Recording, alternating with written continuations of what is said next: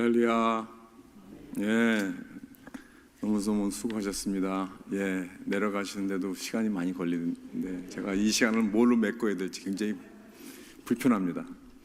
예, 우리 교회가 잠깐 이렇게 배가 약간 이쪽으로 좀 기울은 것 같은 기분이 좀 느끼는데, 또 이렇게 다 아시고 또 이렇게 다 이렇게 밸런스를 맞춰주시네요. 예, 우리 항상 우리 시니어 위원회 그 특세마다 귀한 찬양을 이렇게 해주셔서 너무 감사드리고, 또 우리 강원 집사님 또 이렇게 평신도 이 찬양대를 또 이렇게 잘 지휘해 주셔서 이틀 연속 이렇게 아주 귀한 찬양 감사드립니다. 우리 시니어분들이 보내주셔서 하니까 얼마나 더 어디로 보내드려야 될지 제가 지금 고민입니다. 보내드려야 되는데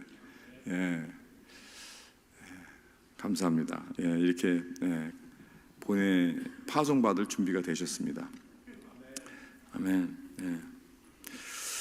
자, 오늘 우리 하나님께서 주신 말씀은 고린도전서 1장 17절 18절 말씀입니다. 고린도전서 1장 17절 18절 말씀, 우리 두 절 말씀이니까 우리 함께 한 목소리로 합독하겠습니다. 시작. 그리스도께서 나를 보내심은 세례를 베풀게 하려 하심이 아니요 오직 복음을 전하게 하려 하심이로되, 말의 지혜로 하지 아니함은 그리스도의 십자가가 헛되지 않게 하려 함이라. 십자가의 도가 멸망하는 자들에게는 미련한 것이요 구원을 받는 우리에게는 하나님의 능력이라. 아멘. 아멘. 오늘 말씀을 전해주실 목사님은 김관표 목사님, 또 케빈 김 목사님이라고 더 잘 알려져 있습니다. 우리 목사님은 우리 1.5세 목사님으로서 또 이렇게 찬양 사역을 또 잘 하셨어요.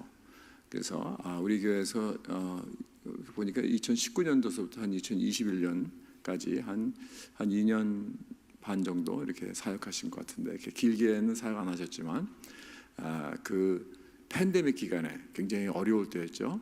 그때 마침 오셔가지고 그 굉장히 어려운 그 예배 사역을 하셨어요.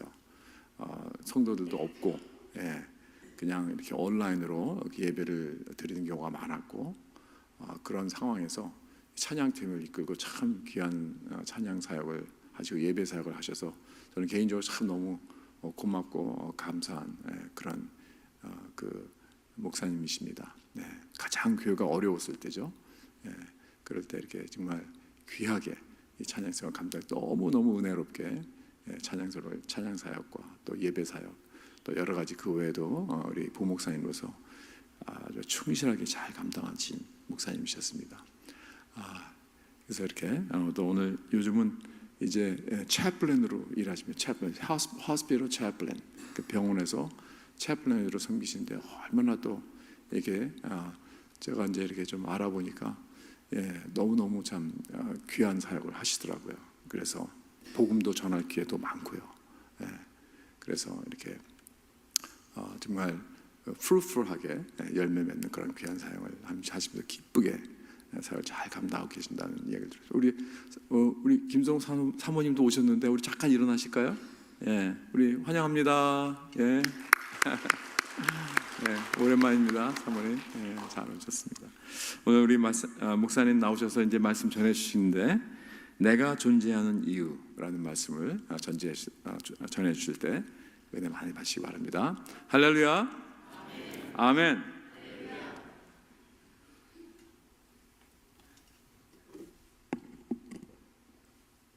제가 어제 밤에 잠을 한숨도 못 잤습니다. 마치 집 나간 아들이 다시 집에 돌아가는 그런 느낌이라서요. 여러분 너무 뵙고 싶어서 잠을 한숨도 못 자고요. 이렇게 왔습니다. 이렇게 다시 뵙게 되어서 너무도 반갑고요. 어떻게 다들 잘 지내셨나요? 이렇게 보니까 제가 아는 분들도 많이 계신 것 같고요. 그리고 모르는 분들도 많이 계신 것 같습니다. 할렐루야입니다. 저를 모르시는 분들은요, 그냥 저 모르셔도 됩니다. 별로 이렇게 그냥 지나가는 목사입니다. 박 목사님께서 설명하셨듯이요, 저는 지난 4년 동안 이 병원과 하스피스에서요 클리니컬 채플린으로요 그렇게 사역을 하고 있습니다. 지금은 미국에서 가장 큰 하스피스 기관에서 팀 채플린으로 사역을 하고 있고요. 제 사역지를 아주 간단하게 설명을 드리면요, 말 그대로 선교지입니다. 99% non-Korean이에요. 한국 분들이 거의 계시지 않고요. 왜 그런지는 저는 모르겠어요. 다민족이고요. 그리고 복음을 접하지 못한 분들도 많이 계시고요. 복음을 접했어도 믿음에 대한 확신이 없는 분들이 참 많이 계십니다. 그리고 사망의 음침한 골짜기를 아주 가까운 곳에서 보고 경험하는 곳이라서요, 좀 힘들 수 있지만 그래도 감사하게 그 사망의 음침한 골짜기에서 해를 두렵지 않게 하는 주님의 그 보호하심과 늘 푸른 초장으로 인도하시는 하나님의 인도하심을 또한 매일 보는 곳이기도 합니다.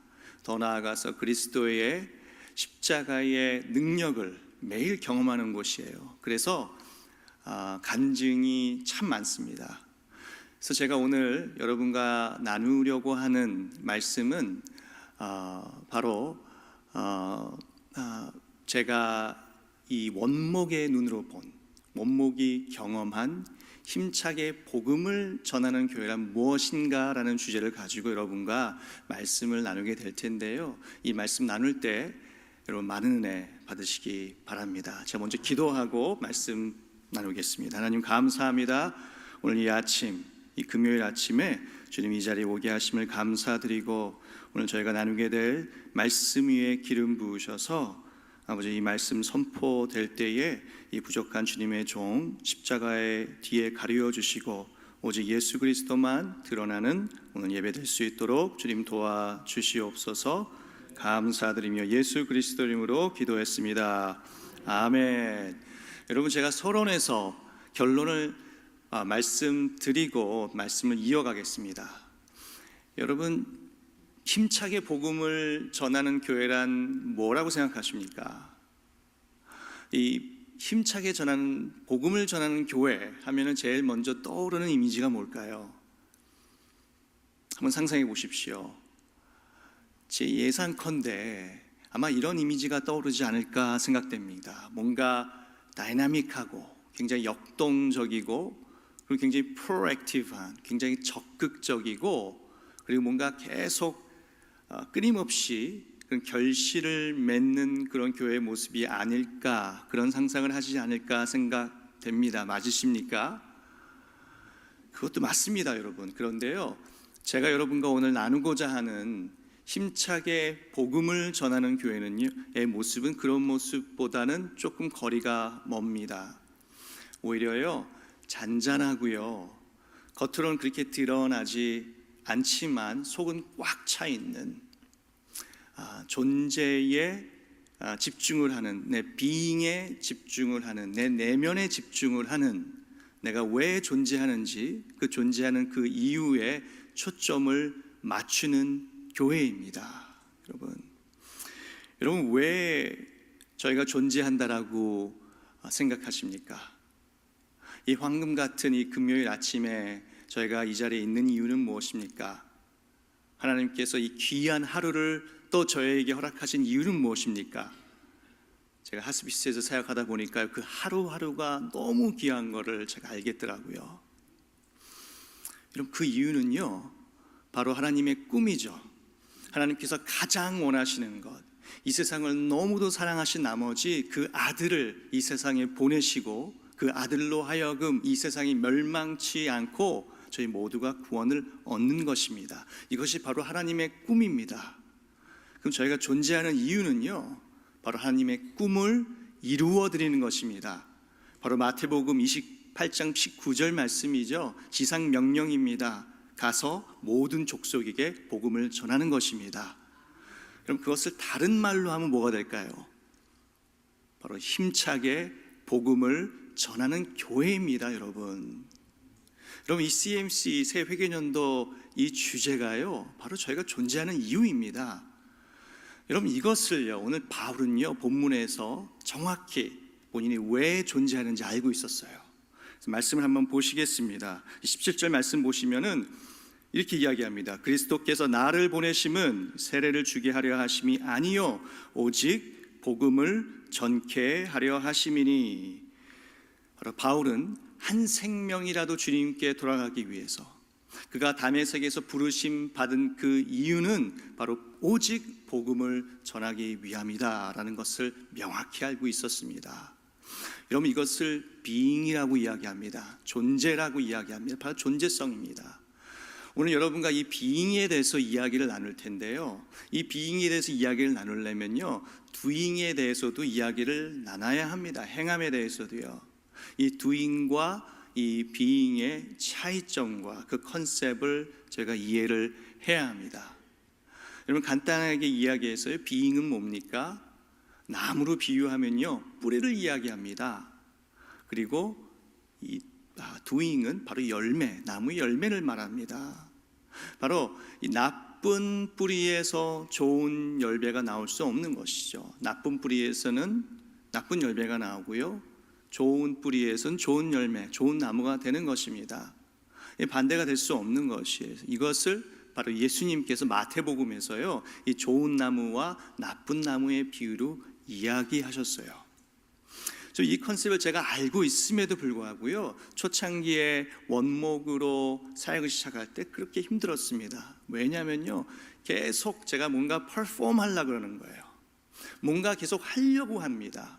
평생 그게 버릇이 돼서요, 그렇게 또 트레이닝을 받았고요, 뭔가 해야 되는 게 맞다라고 생각하기 때문에 계속 도와주려는 마음에 뭔가 하려고 했을 때, 제가 아무것도 할 수 없는 그 벽에 부딪혔을 때 제가 연약하게 보이는 게, 굉장히 vulnerable하게 보이는 저의 모습이 참 불편했어요, 처음에요. 근데 원목으로 사역할 때 알아야 되는 것들이 있습니다. 여러분, 혹시 코드 블루가 뭔지 아십니까?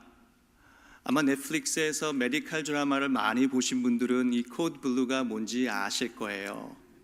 이 병원에서요, 이 환자가 심정지나 호흡 정지가 오면은요, 이 병원의 PA로 코드 블루 하면서 어나운스하게 되어 있습니다. 그러면 그 층을 담당하는 모든 클리니션들은 그 방으로 달려가게 되어 있어요. 아마 드라마에서 많이 보셨을 거예요. 원목도 마찬가지입니다. 원목도 빨리 달려가야 합니다. 그래서 원목이 해야 될 의무는, 만약에 방에 그 환자의 가족들이 있으면은 그 가족들을 에스코트해서 밖에서 그분들을 emotionally, spiritually support하는 거예요. 근데 이 너스가 이 환자를 CPR 하는 그런 위급한 상황에서 이 환자가 그 바이럴 사인이 정상으로 돌아오면 다행인데요, 만약에 그렇지 못하는 경우에는, 사망하는 경우에는요, 그 가족들에게 가는 이모셔널리 엄청난 스트레스를 받게 됩니다. 그런 경우에는 어떤 분들은 그냥 그 자리에서 쓰러지시는 분들도 봤고요, 그리고 어떤 분들은 이 패닉 상태에서 바닥에 뒹굴며 통곡하시는 분들도 봤고요, 또 어떤 분들은 그냥 멍하니 그냥 넋이 나간 사람처럼 그냥 서 계신 분들도 봤어요. 어떤 말을 해도 옆에서 무슨 말을 듣지 못하십니다. 여러분, 이런 상황, 이런 위급한 상황에서 제가 이 원목이 뭔가 해야 되지 않습니까? 가서 뭔가 딱 말씀을 전하든지 기도를 하든지 뭔가 딱 좋은 위로의 말을 해서 그들이 위로를 받으면 좋은데요, 이게 말처럼 그렇게 쉽지가 않습니다. 만약에 그 환자가 어린아이였거나 만약에 청년이었으면요, 그 부모에게 어떤 말을 해도 위로가 되지 않습니다. 심지어 I'm so sorry for the loss라고 이야기하는 것조차도 그들의 감정을 상하게 할 수 있습니다. 왜냐하면요, 그 상황을 받아들이지 않고 있거든요. 그런 상황에서 자꾸만 저는 뭔가 하려고 그러는 거예요. 왜냐하면 도와주고 싶거든요. 가서 뭔가 말씀도 전하고 싶고 뭔가 이렇게 하고 싶은데, 그런 뭔가 하고 싶어하는 그런 마음과 뭔가 했을 때 뭔가 잘못될까 하는 그런 두려움, 그 두 마음 사이에서 제가 마치 벌거벗고 그냥 서 있는 것 같이 보이는 그런 굉장히 연약한 저의 모습이 굉장히 쉽지 않았어요. 굉장히 불편했어요. 근데 사실 연약해 보여도 괜찮거든요. 분명히 내가 약할 때 강함 되심이라, 우리의 능력은 내가 약할 때 온전케 됨이라 라고 분명히 말씀하셨는데, 제가 주님께 그 주도권을 드리는 게 너무 싫은 거예요. 계속 제가 뭔가 하려고 그러는 거죠. 근데 여기서 이 원목이 꼭 알아야 될 것은 바로 doing과 being의 그 밸런스를 맞추는 것입니다. 먼저 being에 포커스하는 것이에요. 내가 왜 그 자리에 서 있는지, 내가 왜 존재하는지, 하나님께서 왜 그 방에 나를 보내셨는지, 내가 뭔가 그 상황을 픽스하려는 것이 아니라 그 웅덩이에 있는 그 환자나 그 가족들을 레스큐하려고 간 것이 아니라, 제가 직접 그 웅덩이 안으로 들어가서 그들과 함께 고통과 슬픔을 나누는 것입니다. 이것이 바로 being입니다, 여러분. 근데 만약에 반대로요, 제가 계속 doing에 포커스하게 되면요, 별 결실을 맺지 못하게 되더라고요. 마치 같이 있어도, 함께 하고 있어도 함께 하지 않는 것처럼 되더라고요. 마치 마르다와 마리아 같아요. 마르다와 마리아가 예수님과 함께 했지만 정말 함께 한 사람 누구였습니까? 마리아였습니다. 마르다는 뒤에서 부엌에서 바쁘지 않았습니까? 그렇게 doing의 비본질적인 것에 포커스를 하게 되면은 크리스찬으로서 임팩이 나오지 않습니다. 이 포인트를 오늘 바울이 이야기하고 있습니다. 이런 말씀 한번 다시 보시겠습니다. 17절 말씀 보시면요, 그리스도께서 나를 보내심은 세례를 주게 하려 하심이 아니요 오직 복음을 전케 하려 하심이니, 말의 지혜로 하지 아니함은 그리스도의 십자가가 헛되지 않게 하려 함이라. 바로 오늘 본문에서 고린도 성도들이 행한 두 가지의 비본질적인 그 부분을 지적하고 있습니다. 첫 번째는 세례입니다. 그 두 번째는 말의 지혜입니다. 말의 지혜는요, 이 사람의 그 말의 기교나 기술을 이야기합니다. 이런 비본질적인 것에 초점을 맞추게 되면은 정말 본질이 힘을 잃게 되고 빈 껍데기가 된다라고 바울이 경고하고 있는 것이에요. 여러분, 이 당시 고린도 교인들 사이에서 누구로부터 세례를 받았느냐? 뭐 바울파, 바울로부터 받은 바울파, 게바파, 아볼로파, 그리스도파, 여러 파로 나뉘어 있었습니다. 그 분열된 그 고린도 교인들한테 바울이 이야기하는 거예요. 자꾸 세례하는데 세례가 중요한 것이 아니다. 세례는 비본질적인 것이다. 세례는 그냥 의식뿐이다. 내가 부르심 받은 이유는, 내가 존재하는 이유는 세례를 위함이 아니며 오직 복음을 전하기 위함이다 라고 이야기하고 있습니다. 그리고 두 번째로 바울이 말의 지혜에 대해서 이야기합니다. 여러분, 그 당시 고린도 교회는요, 이 그리스 남부에 위치한 항구 도시였어요. 그래서 국제 무역의 중심지였습니다. 그래서 이 그리스의 그 화려한 문화의 영향을 받고 그 그리스의 철학에 영향을 받아서요, 이 고린도 교인들은요, 말의 이 웅변술, 말의 기술이 아주 뛰어났습니다. 근데 그 부분을 갖고 바울이 이야기하는 거예요. 이 복음이라는 것은 여러분들의 그런 말의 지혜나 그런 기술이나 그런 비본질적인 것으로 능력이 나타날 수 있는 것이 아니라고 이야기하고 있습니다. 오히려 그런 것에, 그런 비본질적인 것에 초점을 맞추게 되면은 그 복음의 능력을 잃게 된다. 오히려 빈 껍데기가 된다 라고 경고하고 있는 것이에요. 여러분, 혹시 꿀 없는 호떡 드셔보셨나요? 겉으로는 굉장히 맛있어 보이는 호떡인데 안에 꿀이 없어요. 여러분, 이게 무슨 맛일까요?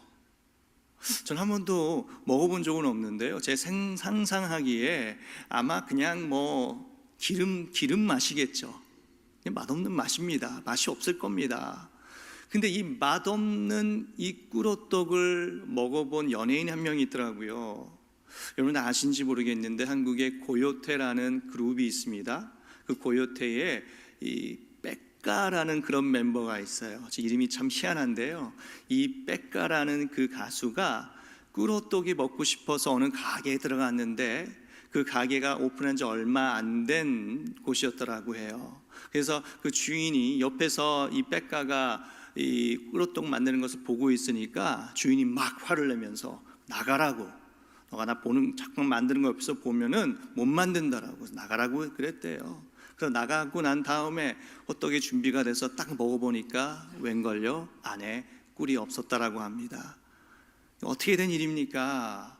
이 주인이 그 겉으로 맛있게 보이게 하려고 집중하다 보니까 정말 핵심인 안에 꿀 넣는 걸 잊어버린 거예요.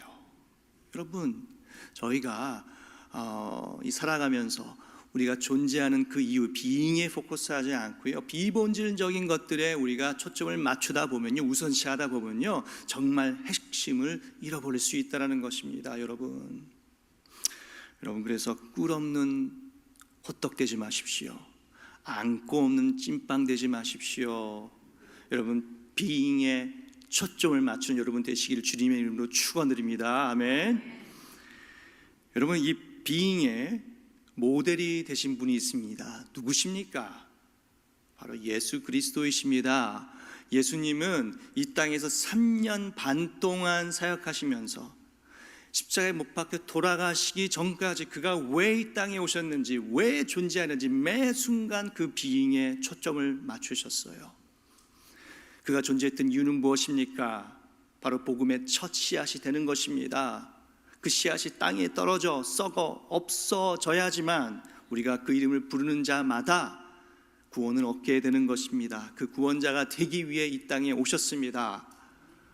그 예수님께서는요, 빌라도와 그 로마인들에게 그 수많은 고통을 받으시면서도 끝까지 그 비잉에 초점을 맞추셨습니다. 예수님께서는 화려한 고린도 성도들처럼 그 화려한 기술과 말의 지혜로 빌라도 앞에서 변론을 할 수 있었음에도 불구하고 침묵하셨어요. 천군 천사를 부를 수 있는 그런 어토리티가 있었음에도 불구하고 그렇게 하지 않으셨습니다. 끝까지 비잉에 초점을 맞추셨습니다. 그렇게 십자가에 돌아가셨어요. 그러고 난 다음에 그 모든 것을 목격한 로마의 백부장이 이런 놀라운 고백을 합니다. 마가복음에 보시면 이렇게 이야기합니다. 이 사람은 진실로 하나님의 아들이었도다. 이 놀라운 고백입니다. 여러분, 예수님처럼요, 내가 존재하는 이유에 포커스할 때 나를 통하여 하나님이 나타나는 줄 믿습니다. 내가 존재하는 이유에 포커스할 때 나를 통하여 십자가의 능력이 나타나는 줄 믿습니다. 이것이 바로 바울이 18절에서 이야기하는 포인트입니다. 여러분, 18절 말씀을 우리 함께 읽어보겠습니다. 십자가의 도가 멸망하는 자들에게는 미련한 것이요 구원을 받는 우리에게는 하나님의 능력이라. 아멘. For the message of Christ is foolishness to those who are perishing, but to us it is the power of God. 여러분, 여기서 이야기하는 십자가의 도는 바로 십자가의 사건을 말합니다. 예수님께서 왜 이 땅에 존재하셨는지, 그리고 왜 예수님께서 십자가에 못 박혀 돌아가셔야 했는지 그 의미를 이야기합니다.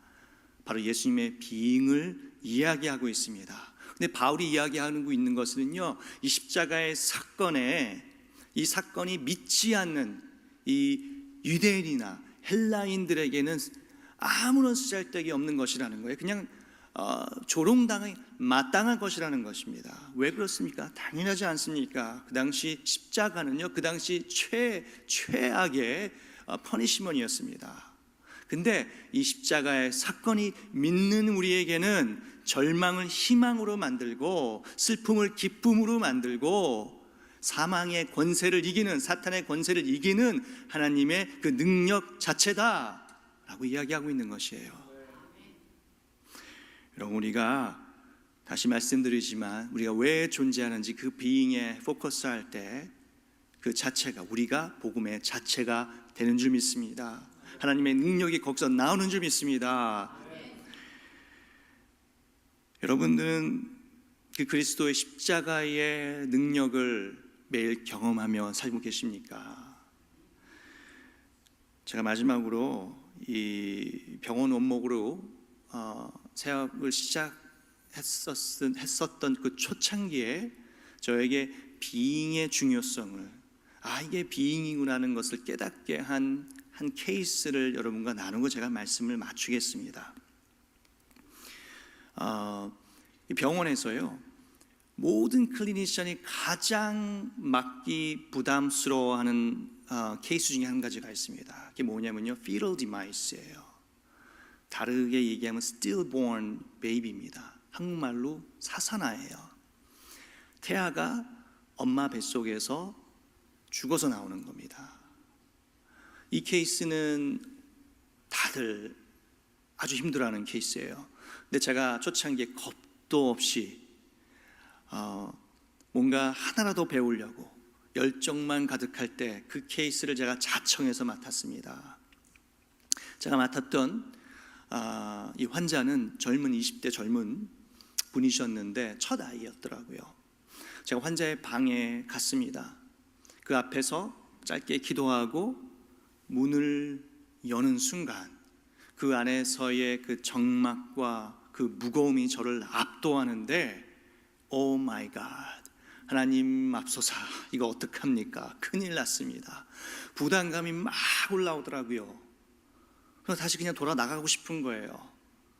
여러분 어떡합니까? 벌써 한 발 들어갔습니다. 문도 열었고 노크도 했고요. 그래서 계속 들어갔습니다. 방에 들어가서 보니까요, 낮임에도 불구하고요, 커튼이 다 닫혀 있어서 어둠 가운데서 이 산모가 죽은 아이를 안고 침대에서 슬프게 흐느끼며 울고 있더라고요. 그리고 그 옆에는 그 남편이 천장만 보면서 간이 침대에 누워서 넉나간 사람처럼 제가 인사를 해도 보지를 않더라고요. 그래서 제가 이렇게 인사를 했습니다. Hi, this is Chaplain Kevin. I'm so sorry for the loss. If there's anything that I could do to support, I'm here for you. Just let me know. 병원 목사인데 혹시 제가 도움을 드릴 수 있는 게 있으면은 얘기해 달라고 그렇게 인사를 했습니다. 그렇게 인사를 하고 그들이 오픈할 때까지 기다렸어요. 제가 뭐 force 할 수 있는 게 아니거든요. 근데 만약에 거기서 We're good, thank you 그러면은 그냥 저 나가야 되는 거예요. 그리고 정막이 흐르는데 그렇게 불편할 수가 없습니다. 제 심장 소리가 다 들리더라고요. 그런데 다행히도 이 남편이 이렇게 이불을 엽니다. You know, chaplain, we're Christians and we've done nothing wrong. But why would God do this to us? 그러는 거예요. 우린 크리스천인데 우리는 잘못한 게 없는데 왜 하나님이 이런 고통을 주시냐는 거예요. 여러분, 이 질문이 저한테 답을 하라고 한 질문일까요? 아닙니다. rhetorical question이에요. 답을 하면 큰일 나는 것입니다. 제가 죄인처럼 가만히 있었어요. 그리고 또 정막이 흐릅니다. 그 다음에 남편이 그 안에 있었던, 그 참았던 그 하나님을 향한 그 분노와 화를 저한테 뿜어내는데요, 어떻게 하나님 이렇게 할 수 있냐라고. 좋으신 하나님이신데 나는 그렇게 배웠는데 어떻게 우리 가정에게, 우리 첫 아이에게 이런 고통을 주실 수 있냐라고 저한테 막 화를 뽑아내면서 울면서 하는데, 그 얘기를 듣는데 너무너무 힘들었어요. 저 죄인이죠. 근데 정말 죄인 같은 거예요. 근데 더 힘들었던 건요, 뭔가 하나님을 디펜드하고 싶은데, 변론해드리고 싶고 이야기도 하고 싶은데, 성경적으로 욥기도 이야기하고 싶고, 그 신학적으로 왜 하나님께서 고통을 주시는지도 이야기하고 싶고, 나도 그런 고통과 그런 어려운 시간이 있었는데 인내했더니 그게 오히려 축복의 통로가 되었다 간증도 하고 싶고, 이러한 막 이야기하고 싶은 입이 너무 간지러운 거예요. 그때마다 하나님께 기도했습니다. 하나님, 뭘 하기 원하십니까? 그렇게 여쭤볼 때마다 저한테 오는 답은 딱 한 가지였습니다. Shut up and be still. 입 닥치고 가만히 있어 라고 말씀하시더라고요. 뭡니까? 46편 말씀입니다. 너는 가만히 있어라. 내가 너의 하나님이 될지어다. 이렇게 얘기하면 제가 못 들으니까 그렇게 러프하게 얘기하시더라고요. 그 입을 딱 침묵하고 다 듣고 다 받고 제가 같이 울고 인정해주고 안아주고 기도하고 나왔습니다. 그 방에서 나오는 순간 온몸에 힘이 다 빠지더라고요. 그 다음부터는 페이지는 볼 수 없었어요. 그래도 병원의 사람들 다 이해합니다. 왜냐하면 너무너무 어려운 케이스이기 때문에 그래요. 그리고 이 부부가 3일을 더 있었습니다. 자궁 수술을 해야 됐고요. 그 리커버리한 시간이 필요해서 총 4일을 병원에 있었던 거예요. 그 다음날 제가 굳이 갈 필요 없거든요. 벌써 이렇게 fetal demise 케이스는 제가 딱지를 뗐어요. 경험을 하지 않았습니까? 그래서 가기 싫은데 하나님께서 또 부담감을 막 주시는 거예요. 다시 가라 그러는 거예요. 너무너무 가기 싫은데 억지로 그 방에 다시 들어갔어요. 방에 들어가서 또 똑같이 그 화를 다 받아내고 같이 울고 기도하고 나왔습니다. 그렇게 4일을 했어요. 마지막 날도 그렇게 했습니다. 그리고 저는 그렇게 끝난 줄 알아서 퇴원한 줄 알았어요. 근데 병원 원목실에서 전화가 한 통화 옵니다. 이 부부가 와 있다라는 거예요. 그래서 사무실에 갔어요. 저는 혹시 무슨 제가 잘못한 게 있나. 근데 이렇게 이야기를 합니다. 목사님이 저희 방에 들어오는 게 얼마나 힘들었는 거 저희 다 압니다. 그럼에도 불구하고 저희 인생에서 가장 힘들었던 순간에 저희와 함께 슬픔과 고통을 나눠주셔서 너무도 감사합니다. 저희가 목사님을 통해서 그리스도의 사랑과 위로하심과 십자가를 받습니다. 그 말씀을 하는데 그게 얼마나 저에게 위로가 되고 encouraging이 되고 하나님께서 말씀하시는 것 같더라고요.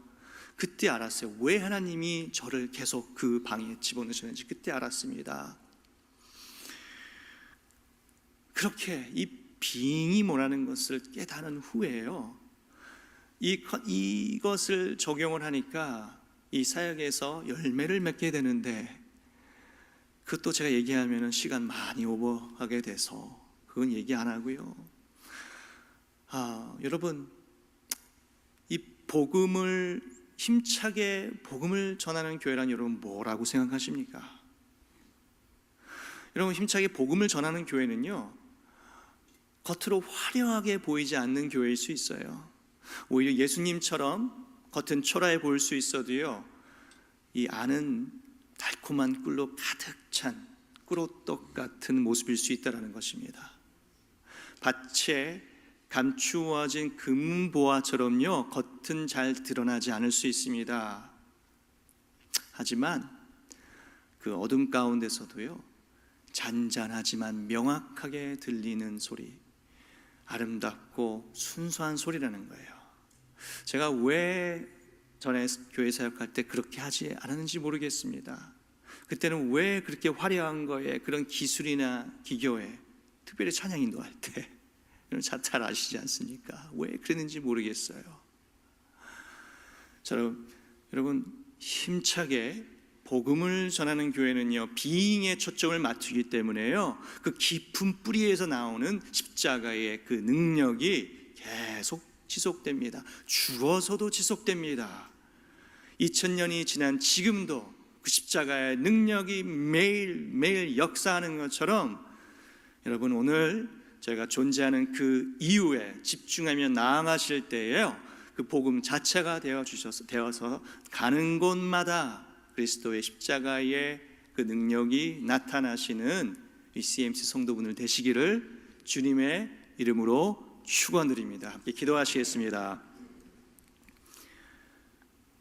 사랑이 많으신 하나님 아버지 감사합니다. 오늘 아침에 이 말씀을 통해서 깨닫게 하심을 감사드리고 또 은혜 받게 하심을 감사드립니다.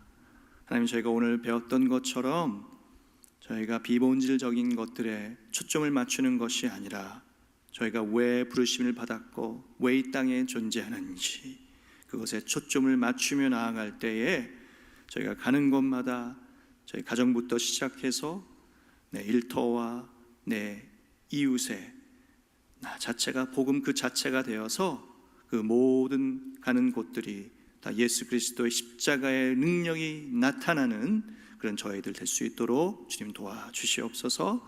감사드리며 예수 그리스도 이름으로 기도했습니다. 아멘.